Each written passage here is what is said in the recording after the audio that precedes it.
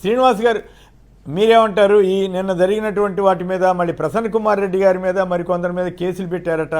ఎంతసేపు కేసుల ద్వారా ఎదుర్కోవటమైనా రోడ్లు తవ్విన ప్రభుత్వంగా ఇది ఒక కొత్త రికార్డు సృష్టించిందా? సరే, కొంతమంది చెత్త రికార్డు అని ఇంకోటి అని అంటుంటారు.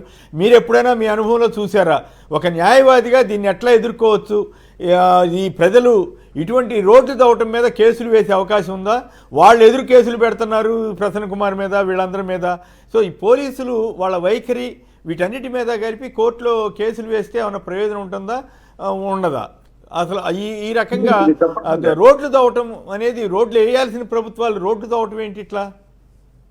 అవునండి, ఇప్పుడు పోలీసు బాధ్యత చట్టాలను అమలు చేయడం ఒకటి, రెండోది శాంతి భద్రతలు కాపాడడం, మూడోది పబ్లిక్ నుంచి వచ్చి కాల్స్ రిసీవ్ చేసుకోవడం, క్రైమ్ ఇన్వెస్టిగేషన్ చేయడం, అలాగే ట్రాఫిక్, ముఖ్యంగా ట్రాఫిక్ అంతరాయం కలిగించకుండా ప్రజలకి చూడాల్సినటువంటి ప్రభుత్వము పోలీసులే. ట్రాఫిక్ అంతరాయం కలిగిస్తూ రోడ్లు తవ్వేసి కార్యకర్తలు తమ నాయకుడు చూడడానికి రాకుండా అడ్డుకోవడం అనేది తప్పనిసరిగా అది చట్ట వ్యతిరేకమైనటువంటి చర్య అండి. దానిపైన పోలీసుల పైన తప్పనిసరిగా కేసులు మనం నమోదు చేయొచ్చు. ఎందుకంటే ఒక నాయకుడు, మనం తెనాలిలో చూసామండి, తెనాలిలో మానవ హక్కుల ఉల్లంఘన జరిగిందని చెప్పేసి టూ టౌన్ పోలీసు వారు చేసిన దౌర్జన్యాలకు వ్యతిరేకంగా బాధితులను పరామర్శించడానికి వెళ్ళినప్పుడు కొన్ని పాయింట్స్ లో జగన్మోహన్ రెడ్డి గారు కార్యకర్తలు కలవడానికి ఏర్పాట్లు చేయడం జరిగింది. చక్కగా ఆయన వెళ్ళారు, అక్కడ చెప్పాల్సిన కార్యకర్తలను కలుసుకున్నారు, వాళ్ళకి చెప్పాల్సిన వాళ్ళు చెప్పారు. అక్కడి నుంచి బాధితుల దగ్గరికి వెళ్ళి వాళ్ళని పరామర్శించి వచ్చేసారు. ఇక్కడ మరి మిగతా ప్రాంతాలకు అలా ఏ విధంగా ఎందుకు వెళ్ళనివ్వట్లేదు? కార్యకర్తలు జనరల్ గా ఒక నాయకుడు వచ్చినప్పుడు చూడడానికి వస్తారు, వచ్చినప్పుడు వాళ్ళని కలుసుకునే పాయింట్స్ కొన్ని ఏర్పాటు చేసుకుంటే ఈ విధంగా ట్రాఫిక్ ని నిర్బంధించి రోడ్లు తవ్వేసి జనాన్ని నిరోధించాల్సినటువంటి అవసరం పోలీసులకి ఉండదండి. పోలీసులు ఉద్దేశపూర్వకంగా జగన్మోహన్ రెడ్డి గారి అభిమానులు ఆయన చూడడానికి రాకుండా ఉండడం కోసం ఎవరైతే రోడ్లని ప్రజలకు అంతరాయం కలిగించకుండా రోడ్ల మీద జనం వెళ్ళేటట్టు సంచరించడానికి అవకాశం కలిగించాల్సిన పోలీసులే రోడ్లను తవ్వడం అనేది తప్పనిసరిగా 341 కింద వాళ్ళ మీద కేసు రిజిస్టర్ చేయడానికి అవకాశం ఉందండి.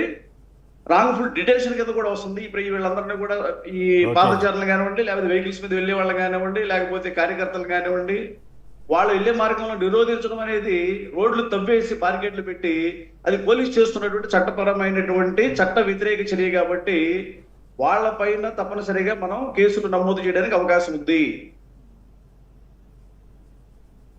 అంటే అట్లా కాదుగా, ఇప్పుడు వాళ్ళు పోలీసులు మామూలుగానే కేసులు తీసుకోవట్లేదు కదా, ఇప్పుడు వాళ్ళ మీదే కేసులు పెడితే ఇప్పుడు బహుశా ఉన్నతాధికారుల నుంచి కింద స్థాయి వరకు పెట్టాల్సి ఉంటుంది. పెడితే అసలు తీసుకుంటారు. ఇప్పుడు ప్రసన్న కుమార్ రెడ్డి గారి ఇంటి మీద దాడి జరిగితేనే మరి ఇప్పుడు తీసుకున్నామని చెబుతున్నారు, కానీ ఎంతవరకు తీసుకున్నారో తెలియదు, విధ్వంసం సృష్టిస్తేనే. మరి పోలీసుల మీద కేసులు పెడితే ఆ ఫిర్యాదు తీసుకునే పరిస్థితి ఉంటుందా? ఫిర్యాదు తీసుకోవడం అనేది పోలీసు బాధ్యత అండి. మనం report police station, consult police station report ఇచ్చిన తర్వాత వాళ్ళు అక్కడ యాక్షన్ తీసుకోకపోతే మనం ఉన్నతాధికారులను కలవడం, తర్వాత ప్రైవేట్ కేసు వేసుకోవడం, లేని పక్షంలో హైకోర్టు నుంచి సంబంధిత పోలీసు అధికారులకి చట్టపరమైన చర్యలు తీసుకోవాల్సిందిగా ఆదేశాలు ఇవ్వాల్సిన కోర్టు రిట్ పిటిషన్స్ కూడా మనం ఫైల్ చేయడానికి అవకాశం ఉంది. కాబట్టి పోలీసు వారు రిఫ్యూజ్ చేస్తారు మన రిపోర్ట్ అనేది మనం ఆలోచించాల్సిన అవసరం లేదండి. మనం రిపోర్ట్ ఇవ్వాల్సినటువంటి అవసరం ఉంది. అలాగే ఈ సందర్భంగా మనం తురక కిషోర్ గారి కేసులో కూడా ఒక ఉదాహరణ చెప్పొచ్చు. ఆ సిద్ధయ్య అని ఆయన అప్పుడు వైఎస్ఆర్ కాంగ్రెస్ పార్టీ ప్రభుత్వం ఉందండి కాబట్టి నేను రిపోర్ట్ ఇవ్వలేదు అంటాడు ఆయన. ఏ పార్టీ ఉంటే మీకు ఎందుకండి? పోలీసు వారికి రిపోర్ట్ ఇచ్చి వాళ్ళ చర్య తీసుకోకపోతే ఉన్నతాధికారులు కలిసి ఆ తర్వాత చట్టపరమైన యాక్షన్లోకి వెళ్ళిపోవాలి, కోర్టులు ఆశ్రయించాలి. అట్లా కాకుండా నా ప్రభుత్వం వచ్చిన తర్వాత నేను కేసు పెడతానని, పోనీ మీ ప్రభుత్వం వచ్చింది, తెలుగుదేశం వచ్చిన తర్వాత మీరు ఎవరు కేసు పెట్టారా? నిన్న ఆయన జైలు నుంచి విడుదలవ్వడానికి ఒక రోజు ముందు మీరు రిపోర్ట్ ఇచ్చి ఆ రోజు 307 కేసు కట్టేసి ఏకంగా 307 కేసు కట్టే అంత ఇంజూరీస్ మీకు అయ్యి ఉంటే ఆ రోజే రిపోర్ట్ చేయాలి. అంతేగాని వైఎస్ఆర్ కాంగ్రెస్ పార్టీ ప్రభుత్వం ఉంది కాబట్టి మేము రిపోర్ట్ చేయలేదని ఆయన అనడం ఎలా అయితే సరైనది కాదో మనం కూడా ఈ రోజు సందేహించాల్సిన పని లేదండి. పోలీసుల పైన ఏమండి, పోలీసులు మమ్మల్ని ఈ విధంగా రోడ్లు తవ్వేసి నిర్బంధించడం జరిగిందని తప్పనిసరిగా మనం పోలీస్ స్టేషన్లో రిపోర్టు చేయాల్సినటువంటి అవసరం ఉంది. దానిపైన అవసరం అయితే మనం కోర్టును ఆశ్రయించడానికి, హైకోర్టును ఆశ్రయించడానికి కూడా అవకాశం ఉంది.